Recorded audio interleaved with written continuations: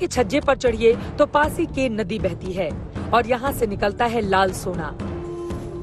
लाल बालू जिसे बांदा में लाल सोना भी कहा जाता है। आप देख पा रहे होंगे हमारे पीछे तमाम ऐसे मजदूर हैं। यहाँ पर स्थानीय लोग जो आसपास इस केन नदी के किनारे रहते हैं, उनको दरअसल परमिशन है कि ये थोड़ा बहुत बालू नदी से निकालकर बोरे में ले जाकर बेच सकते हैं। लेकिन यही जब अवैध माफिया के शिकंजे में आ जाता है तो फिर इस हिस्से को काफी ज्यादा प्रभावित करता है।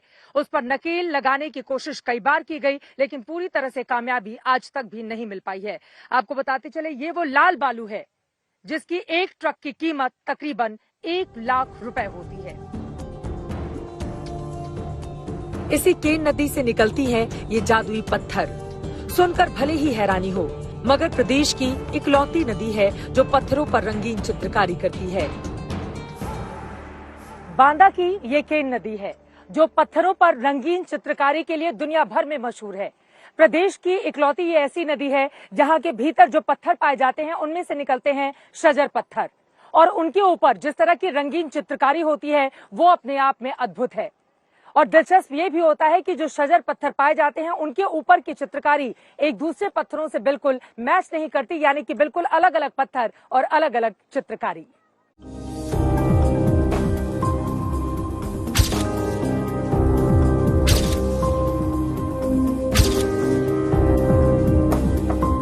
शजर पत्थर कुदरत का नायाब तोहफा है।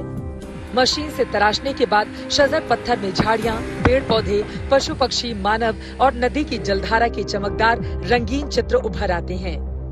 बांदा के स्थानीय लोगों के मुताबिक जब शरद पूर्णिमा की चांदनी रात में किरणें शजर पत्थरों पर पड़ती हैं तो इन पर आकृतियां उभरती हैं।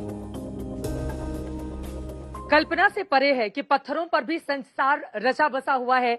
आप देखेंगे अलग अलग रंगों से कैसे रंगीन चित्रकारी प्रकृति की ओर से की गई है।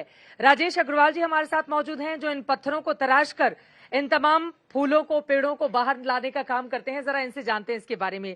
राजेश जी, कब से ये काम कर रहे हैं आप? करीब 20 साल हो गया। 20 साल हो गए? जी जी। पत्थरों को पहचानते कैसे हैं कि कौन से पत्थर के नदी से निकलते हैं जिसमें इस तरह के प्राकृतिक रंग पाए जाते हैं? पत्थर ये साइड निकलता है नदी पे, इस तरह का पत्थर उसके बाद ये इधर पे लाइनिंग होती है, वो लाइन से समझ में आ जाता है इसके अंदर सजर है कि नहीं। इसको सजर बोलते हैं। लेकिन इसकी पहचान क्या होती है जब आप पत्थरों को निकालते हैं तो इसकी पहचान क्या होती है? पहचान थोड़ा सा आइडिया मिलता है, जैसे ये चल रहा है ना, ये आपको दिख रहा है। हाँ। इसको सूद बोलते हैं, मतलब इससे आइडिया लगता है कि अंदर सजर होगा। ऐसा कैसे? आप लोगों ने कभी इसके बारे में ज्यादा जानकारी ली कि कैसे नदी के भीतर जो पत्थर हैं उनके भीतर रंग आ जाते हैं? ये कैसे हो सकता है? ये तो कोई कहता है कि अमावस्या की रात को कोई चित्रकारी अपने आप हो जाती है, लेकिन अभी इसका वैज्ञानिक प्रमाण नहीं है। ये जो पत्थर है ये कहाँ कहाँ जाता है हिंदुस्तान के अलावा? ये वर्ल्ड वाइड जाता है, जैसे अमेरिका, यूएस वगैरह, यूनाइटेड किंगडम, हर जगह जाता है। हर जगह जाता है? वर्ल्ड वाइड डिमांड होती है इसकी? जी मैम, बहुत डिमांड है मैम। इस पत्थर से क्या क्या बनाया जाता है? मैम रिंग हो गई, लॉकेट्स हो गए, इयर रिंग्स हो गई, ये सब ज्वेलरी यूज होता है। अच्छा, तो फिर जब इसको सेल किया जाता है तो बताया जाता है कि ये शजल पत्थर से हाँ बना सजल, हुआ है। ये सब मैम फॉसिल्स हैं। हाँ ये? Fossil okay. हाँ, ये नेचुरल डिजाइन है, सब फॉसिल्स हैं। ये सारे नेचुरल डिजाइन है, इसमें कुछ भी अलग से प्रयोग नहीं किया जाता है। प्रकृति ने भी क्या खूबसूरती बरती है। आप देखें ये पत्थर जो बिल्कुल सामान्य सा दिख रहा है दूसरे पत्थरों की तरह, लेकिन जब इसी को तराश दिया जाता है तो फिर इसकी आकृति क्या होती है आप यहाँ पर देख पा रहे हैं। अलग अलग रंग, इसमें लाल रंग भी है, हरा भी है, काला भी है, नीला भी है, पीला रंग भी दिखाई दे रहा है, और ये सब नेचुरल है, कोई पेंटिंग नहीं है। इस पेंट को प्रकृति ने किया है, वो भी केन नदी के भीतर। यही इस बांदा की बड़ी पहचान है।